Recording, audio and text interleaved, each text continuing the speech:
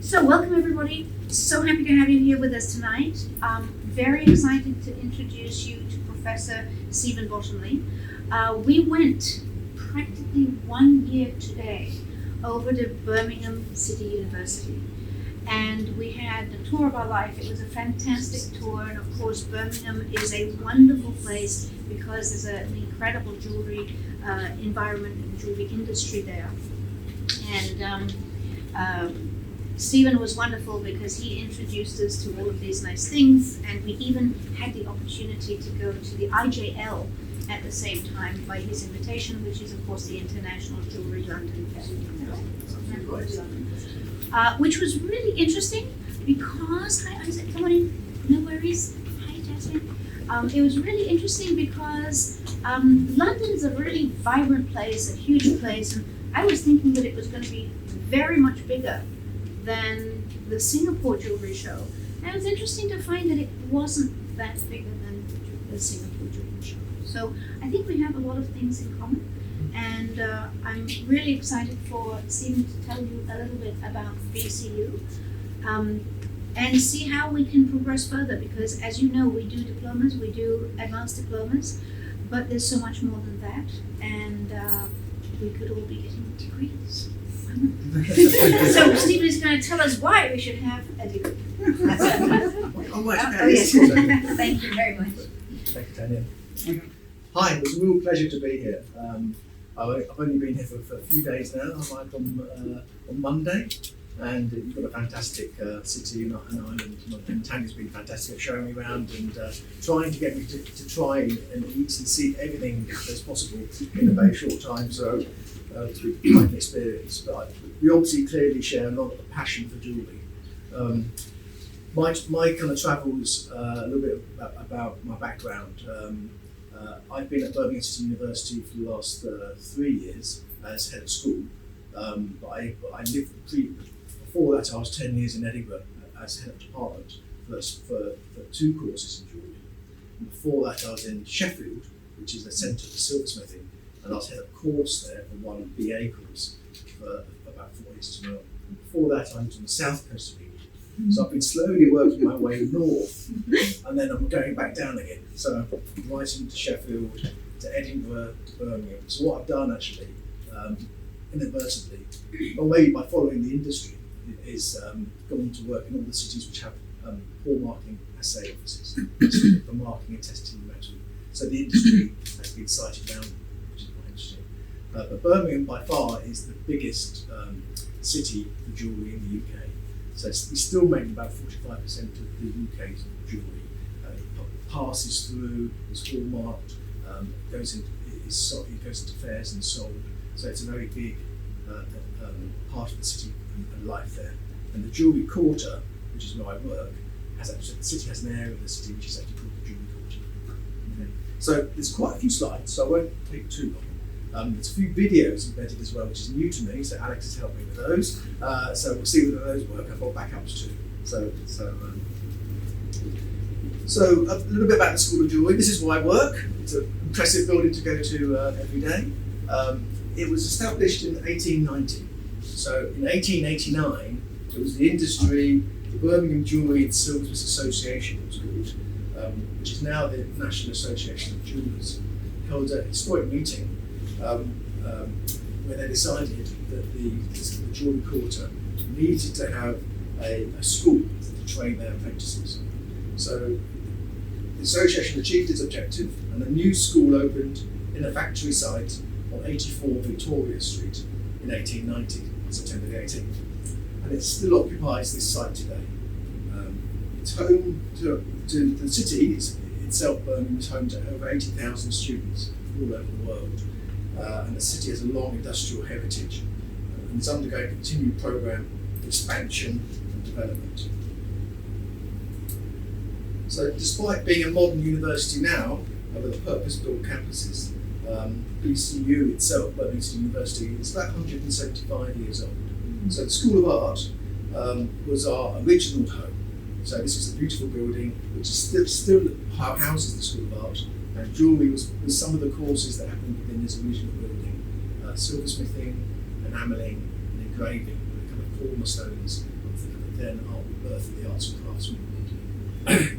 So it's a Muscilian Venetian Gothic building. Okay? So there's lots of wonderful red brick Venetian style buildings in Birmingham. In 1951,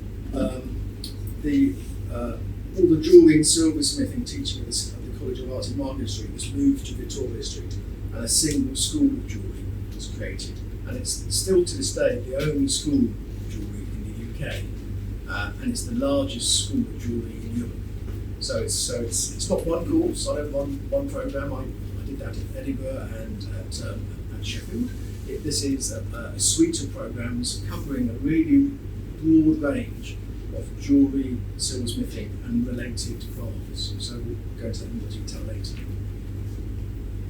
So you can see here, it's a really interesting space. Around 20-25 years ago, the space was opened up.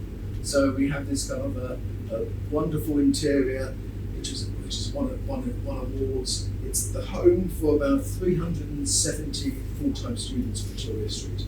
But we have an extra 150 short course part-time students who come in just to do leisure activities or to take, not just exams, but actually just to practice their craft and learn. So we have 29 academic staff teaching in the school just jewellery techniques, 8 technical staff who are specialists in particular areas of working. So there's a great wealth of knowledge about the subject to draw within the institution.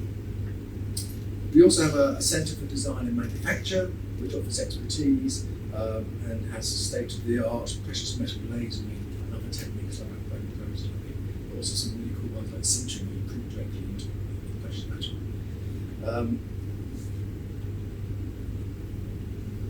So we've got more than one site. We've got the Victoria Street School of Jewellery. We also share some of the assay office, which is about a 5 minutes walk away. So the assay office moved from their historic building to a purpose-built building about 2015. We have a floor in this building where we teach gemology and the study of gemstones as a BSc, so Bachelor of Science, and also evaluation, identification of different materials. And of course some business-based jewellery courses which are new to us as well, which have been running for 3 years now. So they're just having their first final year degree students this year, just starting, and an MA in luxury jewellery management, more like retail focus for students who want to study with a more business orientated approach, which we do in partnership with the business school at Birmingham City University. And this September, so in a few days, this will be our new facility, which opens just on a 5 minutes walk the other way in the Georgian Square, which is at the heart of the jewellery quarter. We'll take on over a building here, which is, you can see in the background, which is 10 St Paul's, and it's going to be a postgraduate research facility for jewellery. So we're moving our MA students to base rooms. The library's been moved out this summer from Victoria Street, and the computer suites into this building, giving us more workshop space at Victoria Street, which now truly is back to being a factory-like building with every room is used for making noise and jewellery. So it's very exciting. We're a successful school. Our strengths have been recognised for a number of years now. For the last 3 years in a row, we've won the Worshipful Company of Goldsmiths College Trophy, which is the culmination of their big awards ceremony in London, where they give individual awards to craftsmen from the trade, but also from education. So students apply, apprentices, and established trade figures. And at the end of the evening, they tot up the number of prizes, and the school, who's had the most number of students winning for different categories, receives the college trophy. So we hadn't won it before for many years, but for the last 3 we've held on to it tenaciously. And so we worked really hard to make sure the students put in the best design sheets, the best finished work, the best ideas for fashion jewellery or for precious metal or use of stones, etc. And that's my deputy head of school in the middle here. People out a bit more. So Jeremy Hobbins is my deputy head of school. You can see he's got a little bit of a halo around his head. So he's a hammered man who's holding the fort bravely while I'm away. And then we've got other members of staff here. Tony Maynor, who teaches on the BA course, which is our biggest program. Beauty Books, who's the course leader for that program. The man with the beard lurking at the back is David Alexander, who's the head of our HND, which might be of particular interest to some of you because we're just starting this partnership with JDMIS that students from this course can progress on to the second year of our HND, which is the kind of really skills-based course. And then there's various students mixed in, and then Claire Price is grinning away there because she's actually, this is the year that she exhibited some work and almost got beaten by one of her students for a prize. So she got the gold and the student got the silver. So it was really nice, kind of passing on hand skills. Bridie Landers at the back. Bridie's in Australia at the moment, and I'm joining her in a week to go to Radiant Pavilion. That was our previous head of faculty, David Roberts. So that's the students, I believe.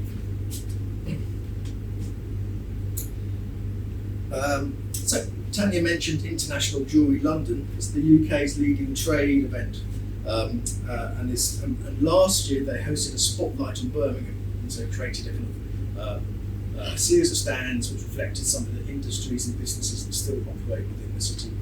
And so we were delighted to be given quite a large stand to exhibit work on.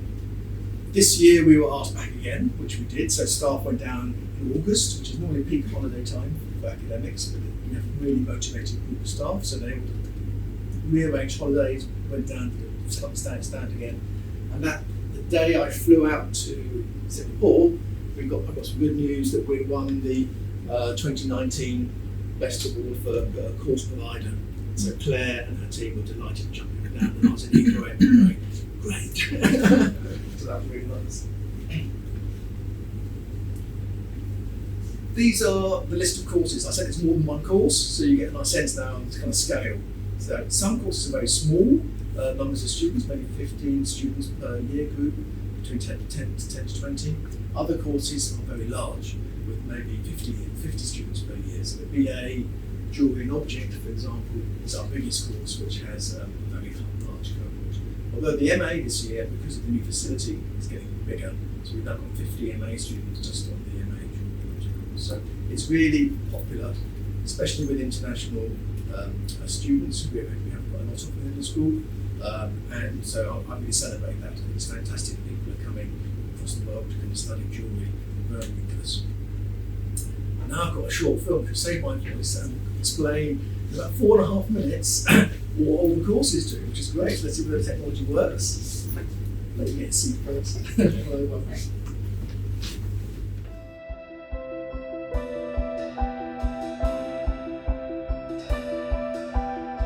This is the School of Jewellery at Birmingham City University. Students have been studying here on Victoria Street in the heart of Birmingham's famous jewellery quarter since 1890. Courses are delivered by a dedicated team of lecturers and technicians with specialist knowledge and expertise and strong links to industry. There's a wide portfolio of courses on offer, where students are exposed to a host of traditional skills and diverse techniques. Jewellery is covered through a variety of courses, each with a specific focus to provide a broad range of career opportunities. The HND is a 2-year course enabling us to acquire traditional expertise and explore new technologies, equipping us with the skills that are in demand by employers. We're using traditional bench skills required by the industry with cutting-edge technology to create our work. We're creating portfolios and communicating ideas through freehand drawing and digital technology.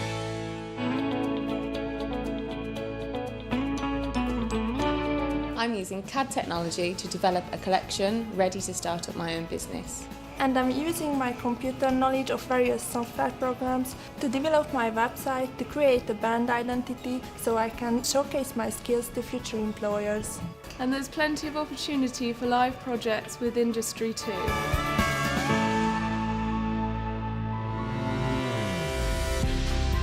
This course is suitable for anyone with a passion for business and jewellery. You will get an understanding of historical values, learn about marketing tools and branding techniques needed in today's industry. The jewelry industry is a global market, and you will have opportunities to visit factories and trade shows, and attend international fairs such as Vicenza in Italy. These experiences give you access to new networks, the evolving digital production methods, and branding strategies.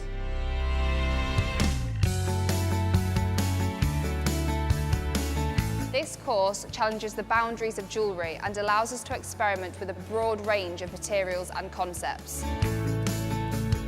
I'm working with paper and yarn to create this range of wearable art as part of a live project.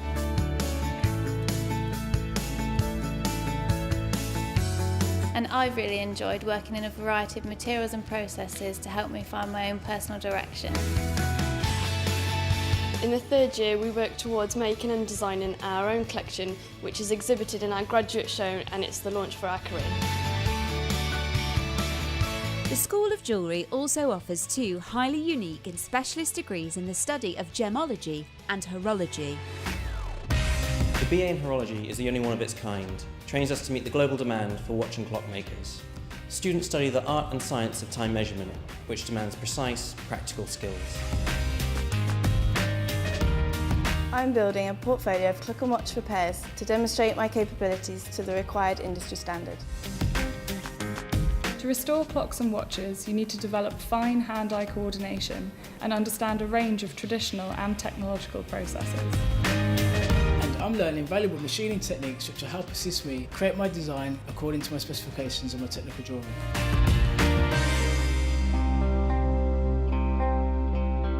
BSc in Gemology is a unique course focusing on the study and identification of gemstones. We learn to identify a wide range of natural, treated, synthetic and imitation stones, and also grade and assess diamond to professional level.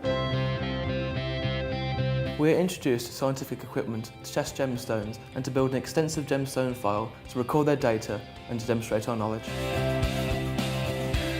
Our gemstone files and photographic skills are highly regarded by employers. An innovative portfolio of courses, lecturers with proven expertise in industry, a complete range of traditional and modern techniques situated right in the heart of Birmingham's historical jewellery quarter. It's not surprising School of Jewellery students are achieving success.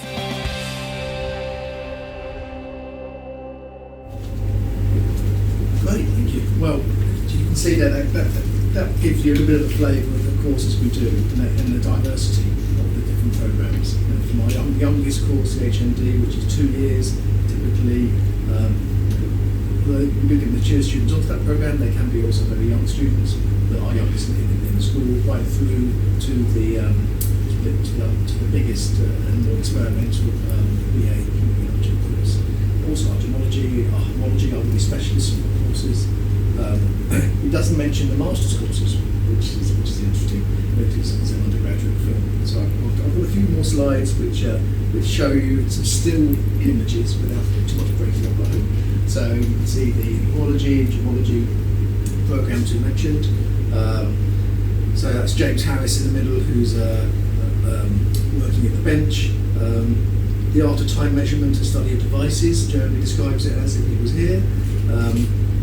To say the BA homology course is the only BA homology in the country, and we've got some amazing opportunities. The students who've gone off on that programme have set their own companies or gone straight into the industry working for really household names like Rolex and Whiting. A number of students at the moment are working in restoring the Great Clock of Westminster, otherwise known as Big Ben, and so there's some really exciting graduate stories there for that programme. Just across the road from the school, so Rebecca and Craig, who are 2 alumni from the horology course, have established their own business within another company. So Francis and Deacon, which traces its history back to the 17th century, still has its factory in Birmingham. They have quite a lot of space, and technology has meant things get smaller. So rather than all the drop hammers that they used to have, whole room of drop hammers, they now have other pneumatic devices and press hammers and things which are far smaller.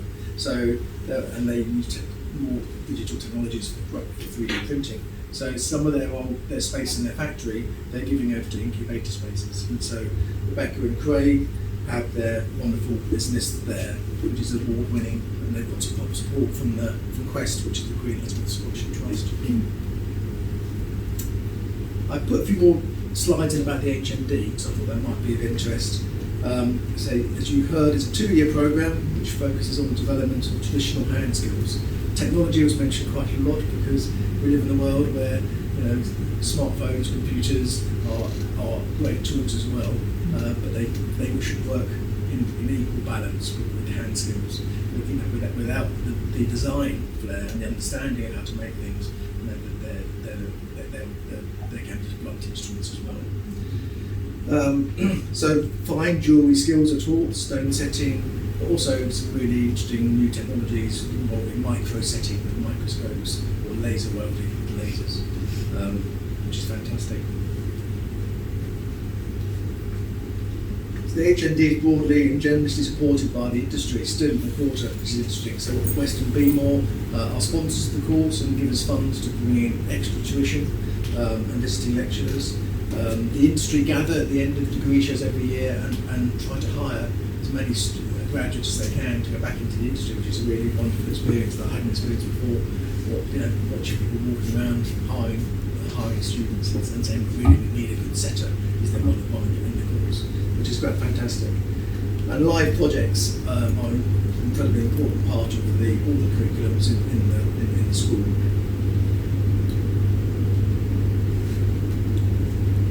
Not just jewellery as well, we've had some unusual objects made in the last few years, so inspired by the interest in programmes like Game of Thrones and Outlander. We've got great broadswords and helmets being made, we've got forged down in the workshops downstairs.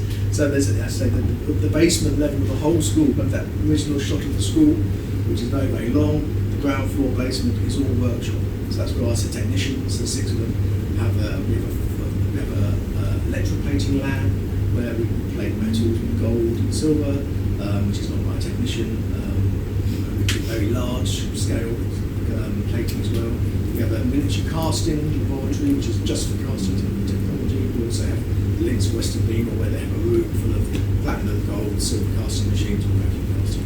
We try to replicate the industry, which is outside the school in miniature. So there'll be a room for casting, there'll be a room for plating. There's a room which houses the laser welders. There's a whole suite of CNC lathes, milling machines, fly presses, drill benches, and a wonderful room full of stakes and hammers. And of course the blacksmiths are half the anvils where some of this work is done. All students make crewmate that do Damascus steel. It's quite a flexible envelope really. Competitions, as I mentioned, we had the International Indoor Athletics in Birmingham a couple of years ago, and MENA designed the medals in a competition to design the medals for there. We're hoping to get the Commonwealth medals, the Commission as well, to design those. So that's really exciting.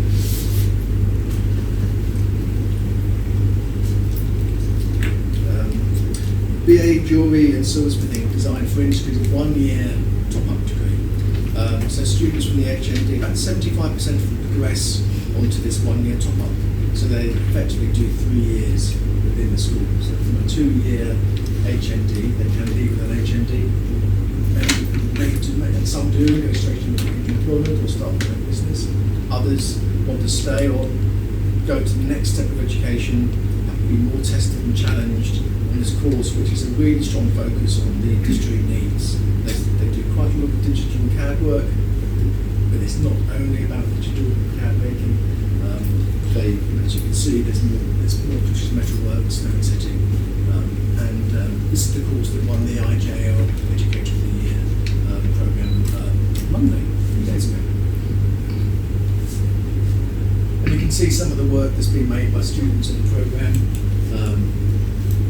Jack Rowe was a student from the programme. He finished his BA, went to work for Western Beemore, who was one of the sponsors I mentioned, which also has a lot of digital 3D printing technology. That was a relatively new industry at the time. He used that experience to hone the skills and his interest in 3D printing, which is how these precious metal pens are made. They now sell in Harrods from £5,000 to £80,000. So and he's got a really good business going. You can see all kinds of other pieces, and also crossovers with horology and watch design, which has become such a luxury market now in the UK. And more traditional silversmithing skills are still coming through. There's a cocktail set, which is still within the school and we use quite a lot at open days, just for display, not for these cocktail sites.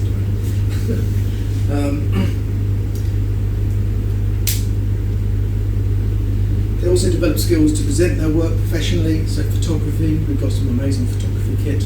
There's actually one camera which takes about 180 images a piece, really stitches it all together so you don't have any reflections on the photograph of your work, which is the bane of jewellers when you make a highly polished object. That's the reflections.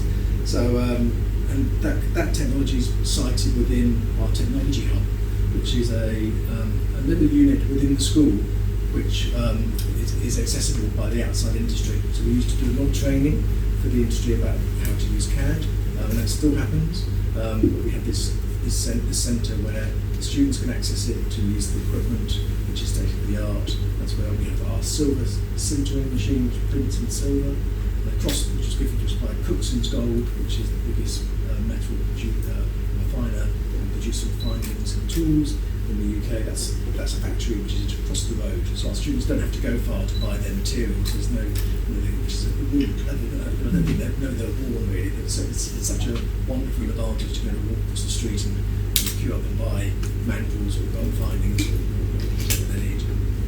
So across the road is also the gold sintering machine, which prints in gold in their factory, which the students can, with negotiation may be able to have access to if needed.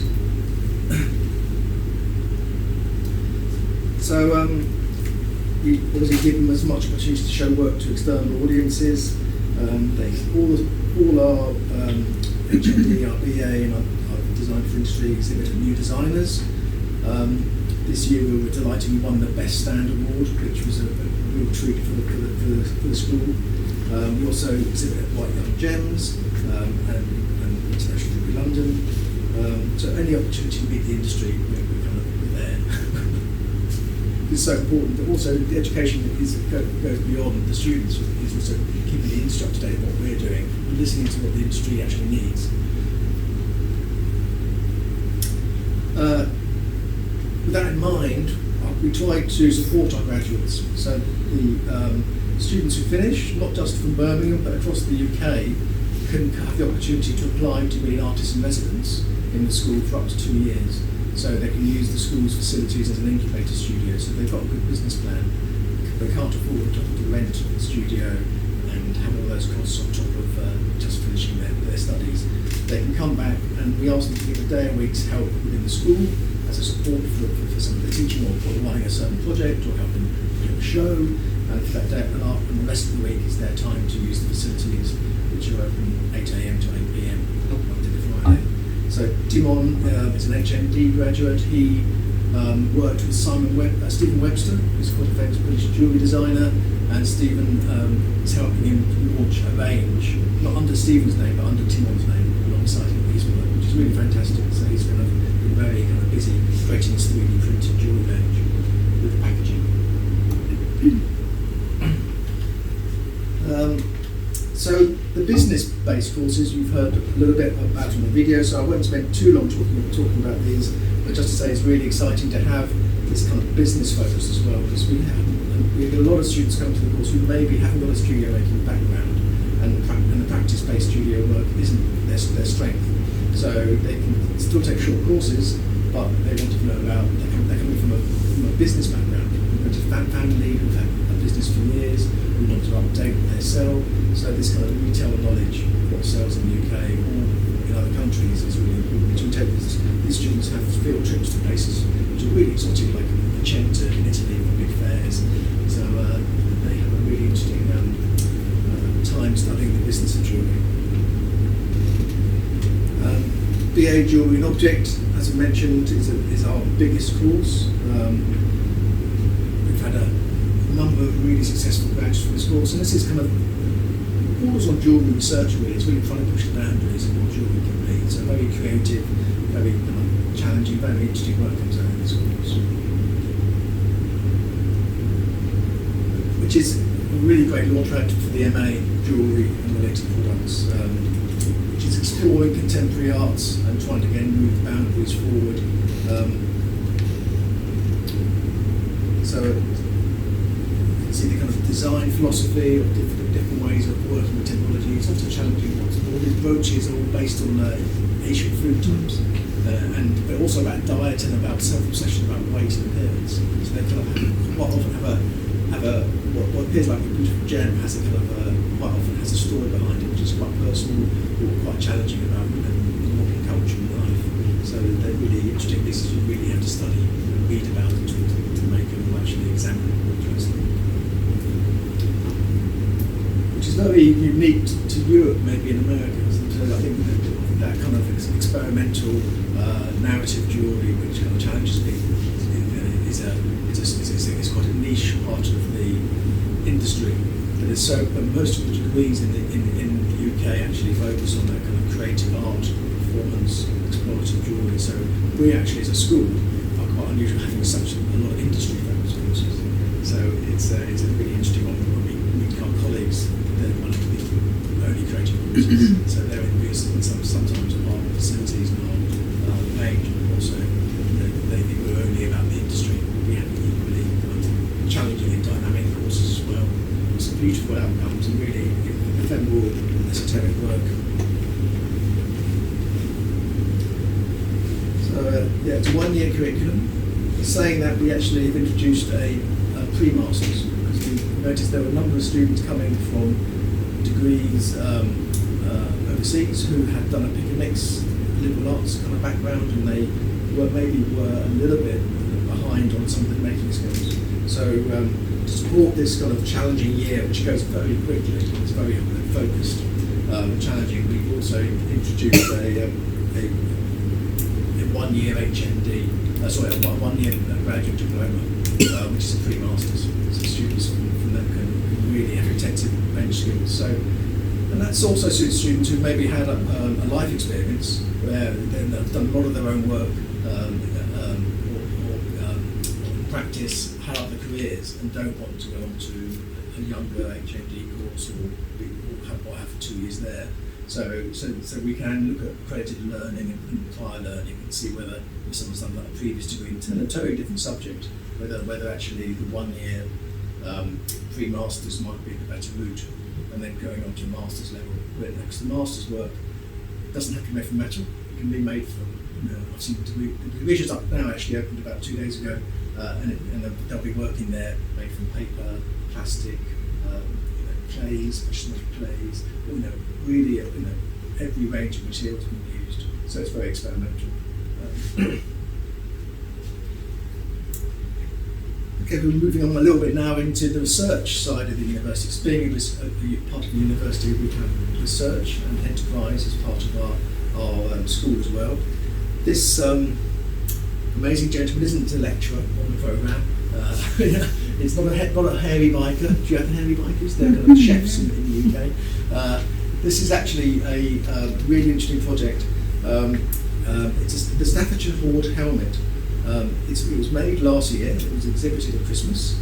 It was made in the School of Jewellery, and it was commissioned from the Birmingham Museums Trust. So the Staffordshire hoard was the biggest discovery of Anglo-Saxon metalwork jewellery ever made outside of Birmingham by a metal detector in the field, and he brought in sacks and sacks of treasure trove, which had been folded and bent and squashed, and I think it had been plunder after a battle, and it had been divided up and literally roughly chopped and packed up into piles of gold and silver, and he found sacks of it. And the curator he handed it into couldn't believe it. He thought the first bag was it, and then there's a lovely video in the Birmingham Museum and Art Gallery where the guy said, well, then I said, well, if you want that bag, would you get the rest out of the car? He got 6 more black sacks of this treasure. What was kept secret was amongst all the crosses and sword hilts and guards that were familiar from other finds, finds. They found this strange series of pieces which looked like a jigsaw puzzle, and they were fragments of all these panels, these cartouches which go around the helmet, of which are kind of counter quality to them. And they began to piece these together, and painstaking research by archaeologists and historians put together drawings and designs of what was, they realised, a helmet, and not just a helmet, but more a king's helmet. So, and the only king's helmet that's been discovered here. So there's a little video which you can watch. Fingers crossed.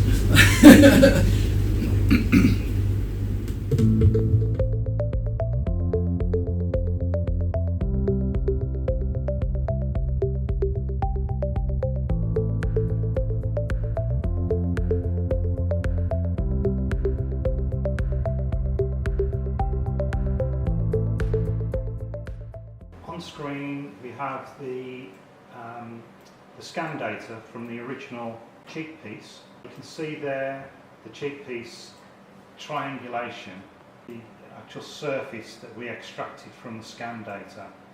Once we've got the form, we used another software so we could make the relief of all the patterns. You can see underneath that is all the 2D drawings that we extracted from the scan data, and also the photographs to give us the perfect patterns.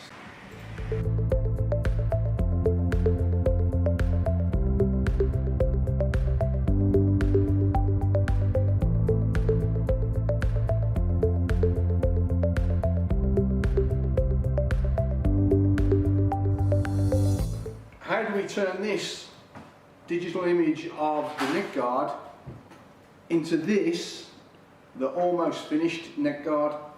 We start with a basic leather flap, onto which we're going to have to put all of these metal extras.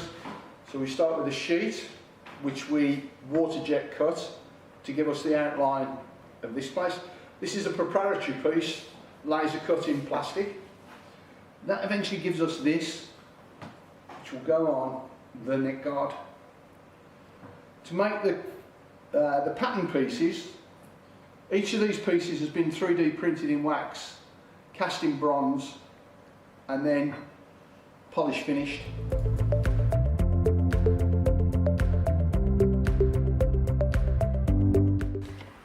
This piece incorporates using the new technology and the old traditional skills of a jeweller and metalsmith.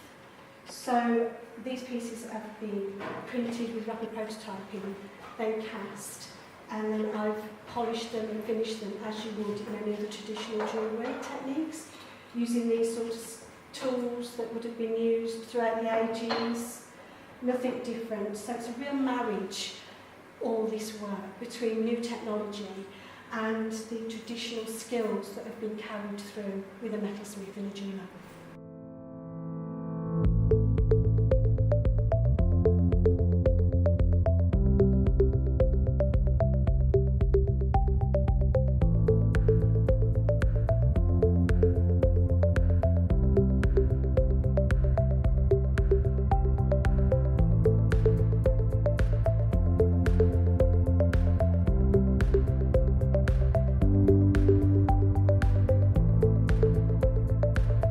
Another major manufacturing process we've had to work out is for the stamped parts. So we have stamp panels and stamp strips. There are 16 panels and 2 long strips that go round the circumference of the helmet. In order to make the panels, we had to create a file on a computer-aided design program, which we then used to CNC mill, computer numerically controlled mill, the stamping tools, into which we place a blank piece of copper, put the thing together under a press and strike it hard, which then gives us a stamped relief. From that we have to begin to polish it, which gives us a finish like this, and then when it's super polished we gold plate. With the strips, these tools are what we call in the jewellery industry follow-on tools. So as you put them together and you put your piece of strip through them, every time you strike a blow, you move the strip along a couple of centimetres, strike a blow, move the strip along, and that gives us continuous strips of identical pieces. And this is one of the pieces then after it's been polished, ready to be gold plated, and this one's just waiting to go into the gold plating bath.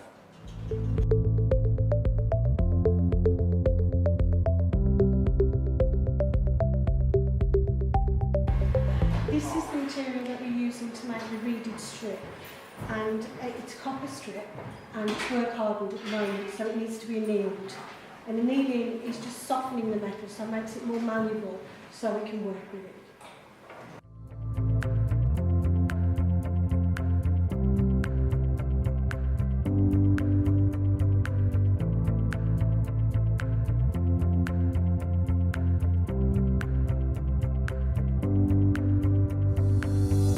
So the helmet is a product of the Historical Research Project. And within that, there are sort of organic elements that we can bring into the helmet that have been studied. So within the crest pieces, which will go on top, we discovered that in the lining of that was beeswax and animal glue and calcium carbonate. So that's all a paste. And what we believe was sitting in that paste is a horsehair crest. And this is what this is sort of a mock-up of this, and this will sit on top of the helmet.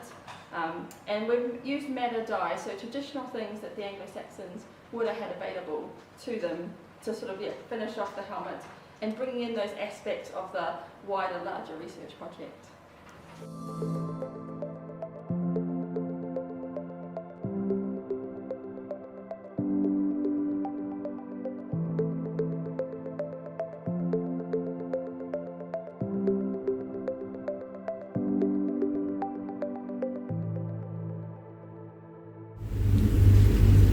Really exciting project we weren't allowed to tell anyone about for about 4 or 5 years. So every time people came to the business school, we had to throw sheets over things because everyone was embargoed. So I'm really pleased we can show the video now because and the book's just coming out as well, which is going to be great. And it's all just in time for our research exercise with the government rates on the research at universities. So fingers crossed that will be a good positive news story for us all. And you can see the red horsehair crest. It looks like an older period of where you get Asterix, Obelix fans, I'm sure the Roman legions. So you can see how the kind of tastes and the trends and the fashion of previous ages was still around at that time. It's really fascinating. An idea of wearing plumes like that, centurion influence. So which takes us nearly on to the fact we do have the PhD students studying at the school as well, so you can go from an HND all the way up to a doctorate, which is the highest level of education in Spain. And actually that's what Rebecca Struthers, the watchmaker, did. She did an HND, did the horology BSc, and then she stayed on to do the PhD. So I think she's done about 14 years at the school of jewellery to get a doctor with Rebecca Struthers. So we have a range of PhD students at the moment. This is just a kind of selection of some of them. Roger Liu on the right, he was a contemporary fine art jeweller on the MA. He was from China, and he did a PhD actually studying the effect of working with jewellery and from a Chinese perspective, and actually how culturally different it was to study that subject within the UK. And he's actually working with our Chinese students, we have quite a few Chinese students, and it's been really valuable kind of supporting their learning from having been through an MA in the School of Jewellery. John Grayson, Dr. John Grayson, because he got validated with his degree and he's submitted his corrections now, which were very minor. He did a stellar degree thesis, which was by practice, so which is an option. With a doctorate, you can do it by thesis, which is around about 100,000 word essay, which has to have original and unique outcomes, which are new insights into knowledge, which can be shared effectively. John did it by practice, so he not only had to write thesis, which is half the size, 50,000 words. He also had to do an exhibition and do his research through the process for making. So he studied a particular period of fine metalwork stamped toy, basically toy manufacture, very thin sheet metal, which was enamelled, and it is kind of this enamelled metalwork. It's very local and specific to the region around Birmingham, although much of it having misreferenced in museums in London as Battersea enamel. So they were trying to steal our thunder from the Birmingham region. So his research has been really useful in museums actually understanding more about where the metal was done, and also he was very interested in what's beneath the enamel work, how the tinsmith's skills of tabbing were being used beneath the enamel. So he was always peering. So when he discovered a broken piece of enamel hollowware in a museum vault, so many museums have probably 2/3 or more of their collections are never seen, they're in storage. So all the broken things which never went to display, he loved the most. The broken enamel meant he could see beneath it and actually see what's going on, how the piece had been made easily. So you can see a little bit of a statement there. There's more you can read about him if you're interested. He's well published at conferences talking about his work. And he's also a practitioner. So apart from all this research about old techniques and the past, it's a bit of the theme of this talk. The present is learning from the past, and it's making new things for the future. So he also makes automata.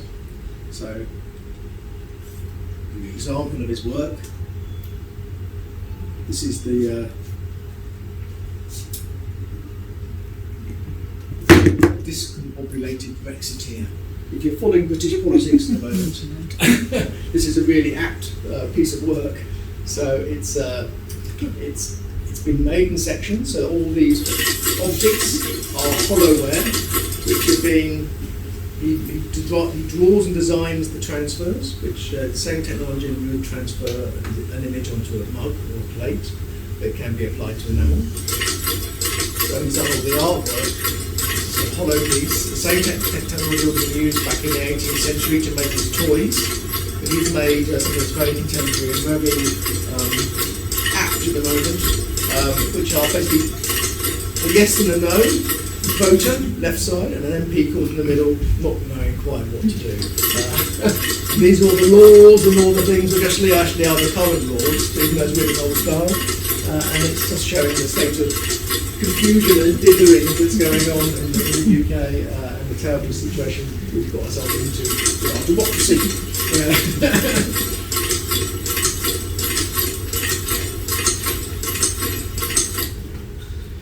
Other things we do, other research projects with outside. So our student fees is public money. The students pay money. We try to build the best facilities, give back the best teaching, the best resources we can. We have to employ not just the teaching, but also the social care, the mental health care, the language support, the support for students when they finish, any support for their welfare issues, so that the university provides as much as it can for all our students who study there. We don't have the highest denomination of achievers, so we're not like an Oxford University where we come in who are incredibly skilled already. But the journey our students take is phenomenal. So they might go from quite humble beginnings to actually stepping in main careers. So their learning curve is huge, which we're really proud of. And so Birmingham City University, we call ourselves the City for Birmingham, because actually we want to try to get things back all the time with the training. One thing we've noticed is, it may be very different in Singapore, but it's certainly maybe not so different in other European countries, is the new generations and our government and maybe some of the schools are teaching less and less arts and design and crafts and making. And actually people are getting a little bit distant from how things are made and are losing the confidence to make the benefits it brings in health and well-being and pleasure, to actually go slow and actually make something and not just see it as a digital gratification of instant joy.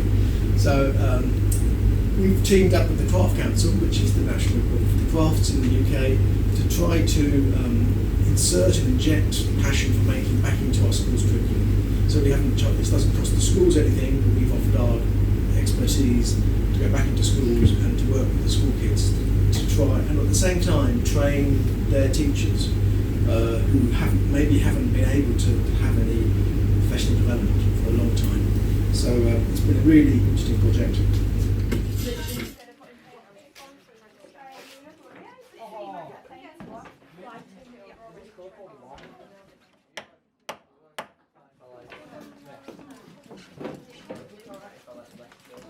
Often the arts can be moved sideways by some schools to their detriment because the fact is the arts enriches life. You have to get over the whole we're fighting to get an examination pass and remember actually what you're working with are human beings who are going to become adults and they will need rich lives.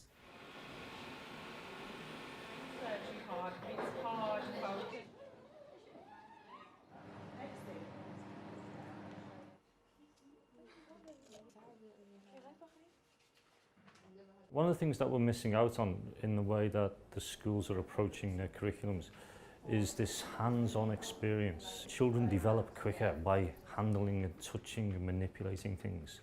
And as we move very much to a screen-based education, then 5, 10, 15 years from now, we have a societal problem. So the CPD for this project, it was over quite a number of weeks. So over those weeks we did quite a range of different skills and techniques. Some of which I knew already because I have got a long-standing interest in clay and ceramics, but there was a lot of new techniques that I learned whilst I was on the course. Being back in the ceramics environment with all these incredible facilities, we were just so excited. We were like, this is what it's about. We haven't actually had any CPD to do with skills, developing skills. So this is the first time that I feel like I've actually developed a skill which I could use within the curriculum to enhance it.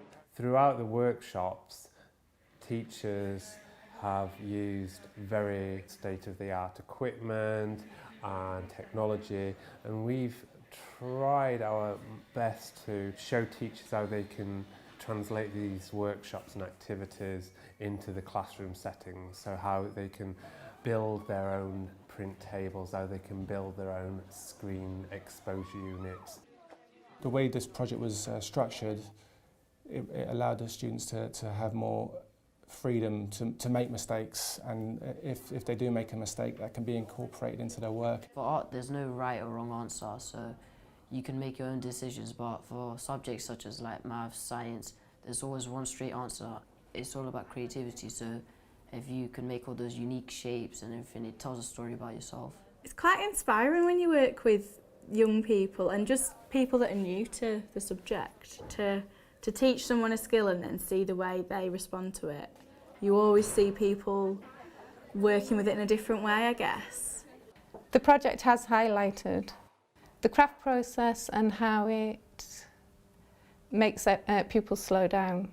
That tactile working with materials, cutting, changing, placing, has made them have to make judgments a lot more about their work. Some people who normally would have been quite skillful have actually ended up with quite unpredictable results. They've had to change their mindset and look again and see a value in what they've produced.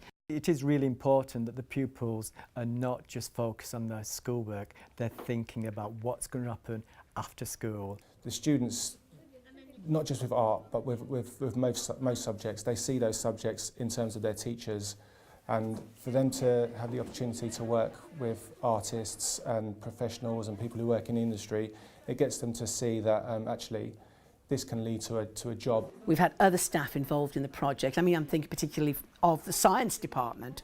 It's always really nice to see sort of cross-curricular links. I think it's really important that kids see that when they're learning something, it's not in isolation, it's related to the real world. Before the programme, we had good potential to deliver certain aspects of art and craft. The capacity has obviously increased because now we have equipment that we, one, wouldn't have thought of buying because we wouldn't be too sure how to use it. Two, obviously it's expensive equipment. But now, I mean, you know, we can quickly help children to raise skill levels and to produce something of beauty. And I think that is an immeasurable plus for us. So that's been a really rewarding project. We've hosted 3 exhibitions and all the students' work. We work with 8 schools a year, so 24 schools now, and all the teachers have come in to do their CPD, which is Creative Professional Development. So it's been a really rewarding project, and again, a lot of my staff just stay on into the evening to help, even though they're not timetabled, just to do more work with these teachers. It's been really rewarding. As someone in the school there, some of the teachers have a great time. We've also got a gallery within the school, which thanks to the moves and the relocations to St Paul's Square, we're going to be increasing its capacity for bigger shows. So just to finish up, not doing too bad, 37 minutes, it's about 45 minutes talk. Let's talk about a couple of the shows we've had in there recently. Ferocity is an exhibition that I put together with our visiting Professor Stephen Bottomley, and we took it to Munich last year for the Inorgenta, which is a trade fair. That's when it opened, and it ran through to Schmuck, which is an international jewellery festival that happens in Munich every year. And it's called Schmuck because there's one international showcase of really amazing master creative craftsmen. From the more experimental art jewellery side, which is called the Schmuck Show. It's been running for about 55 years now. So it's a really phenomenal exhibition that uses a catalogue every year. If you haven't heard of it before, then look it up. There's actually something called Talente, which is you have to be under 33 to apply for that. There's a younger version, and there are mirror shows that happen in the trade fair hall in Munich. So around this Schmuck show exhibition. How do you spell Schmuck? SCHMUCK. It's German for jewellery. Or something else. So alongside this Schmuck exhibition, which is where the Hoffman Prize is awarded every year to one jeweller, festivals built up. It's grown up. So there used to be some splinter shows, and then the splinter shows then became shops got turned into galleries, and now there's about 100 jewellery exhibitions in Munich around the Schmuck exhibition at the trade fair, which happens in the city centre. And because we get jewellers from all over the world coming with their exhibitions, the population goes jewellery mad, and there's lots of kind of events and happenings and catwalks and after parties. So it's really great to visit Schmuck. The next one's on in March, and the school hadn't had a staff exhibition in Schmuck, so that's one thing I wanted to do when I started working there. So we put out a call for the staff, and we matched the staff with friends. So we had 18 exhibitors in the end. So we had about 20 exhibitors, 10 staff, and 10 invited friends. And we had the show in a minimal museum, directly opposite where one of the main city museums for the Dana Samlong Modern Exhibition Design Museum. That's where the Rotund Gallery has a big masters exhibition every year, and the cellar of the museum has a very important international collection of contemporary jewellery, which goes right back to the 40s. So it's an amazing museum for jewellery. So we took the museum opposite, which nobody really went to very often at that time. It was a gemology, gem museum, so we wanted to show there because of our links with gemology with the school. On the show about iron in the city, it's called Ferocity, or Ferocity. And that exhibition went really well, so it's co-curated by myself and Elizabeth Toll, who's a very famous enameller who works with liquid enamel and enamels into steel, and herself has curated many exhibitions to do with enamel and print. And the shows actually came back to Birmingham. We hadn't showed it at Victoria Street Gallery. And now we're taking it to Beijing for the Biennale.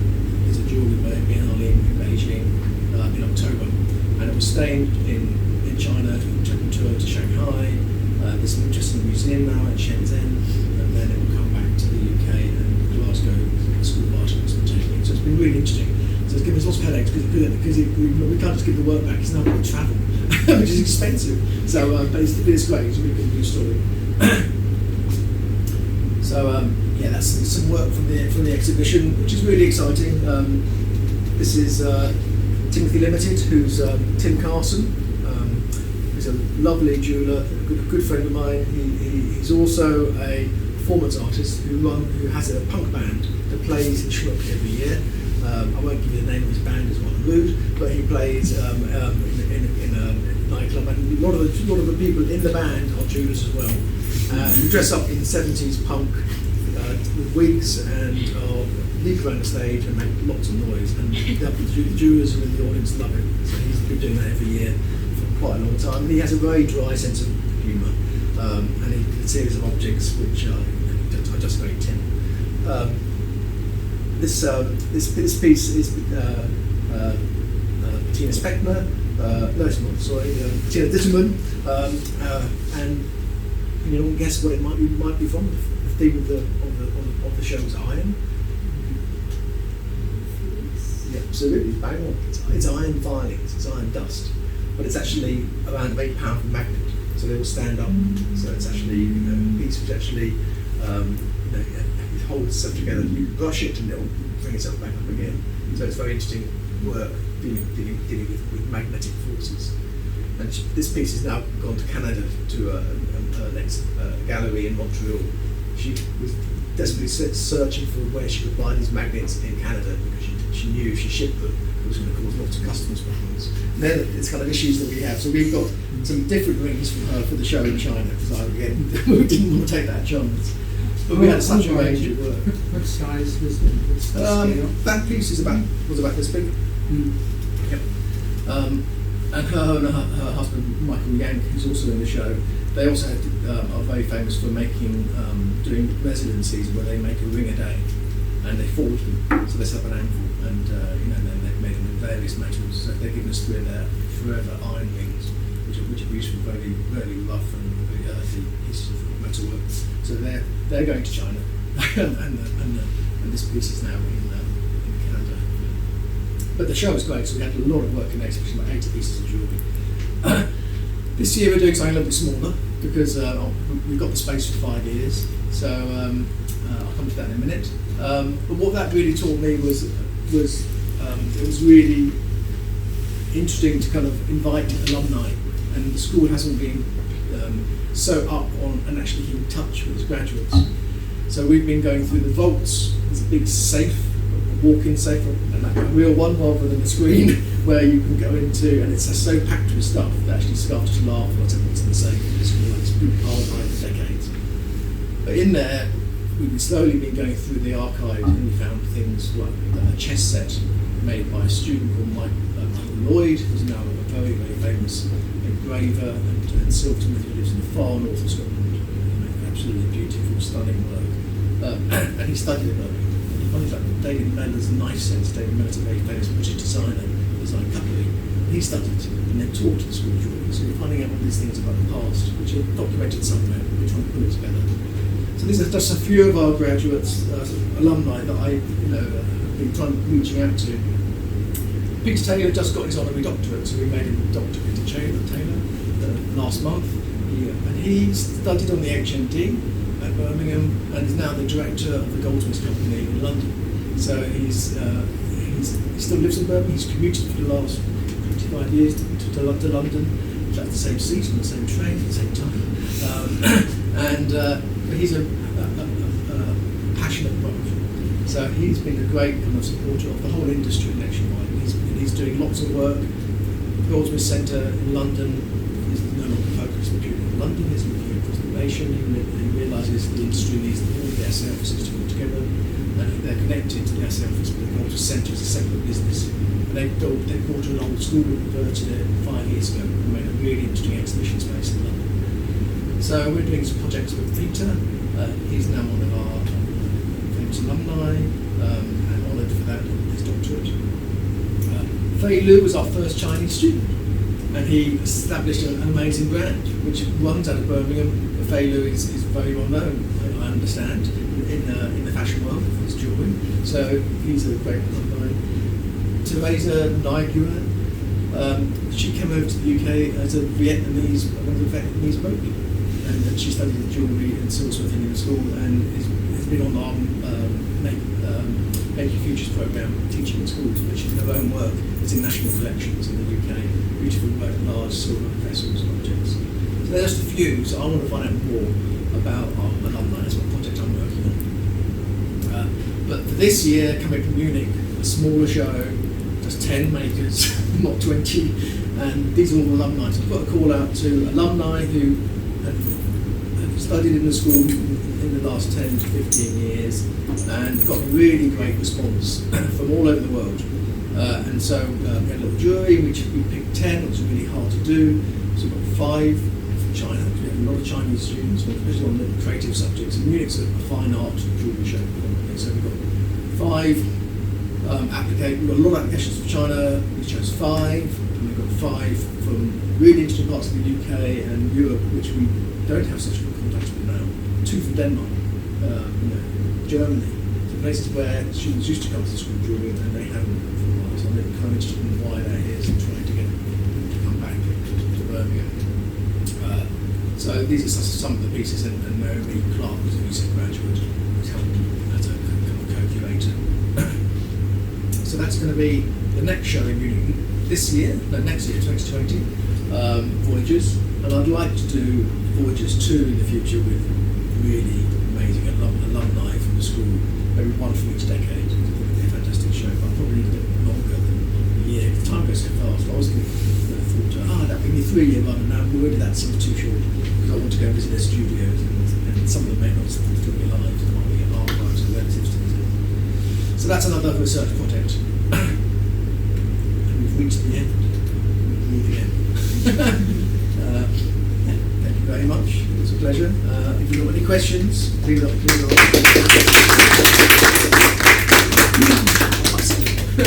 Thank you so much, Stephen. That was really interesting. And hopefully we're going to be doing lots of things in the future too. We hope that we can gather a whole bunch of people to do a wonderful exhibition. Maybe we should all go on a field trip to Schmuck, yes, right, in Munich. Come and see the next show. Yes, absolutely. Come and see the next show. And we'll have to start working on making our own exhibition, something amazing. We do collaborative exhibitions, so for Radiant Pavilion, Bridie, who was in the photographs at the beginning, any of you who use this thing called Instagram, there's B13PA, which is our postcode on Victoria Street. So Bridie's doing a project where she got a number of staff to send her a picture of their work, and she's created these little badges.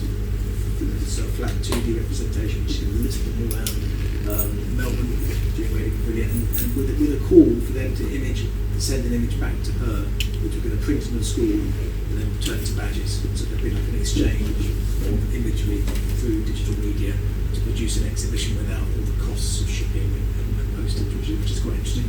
So that's going to be really fun. We do like exchange projects, and we can match students with students, and we can do match galleries with galleries, and we can do all kinds of things. So it'd be great to have a JDMIS collaborative exhibition or a themed show where we both respond to things, and we send things to each other to analyse and then work with the materials you haven't experienced before. It could be a number of things.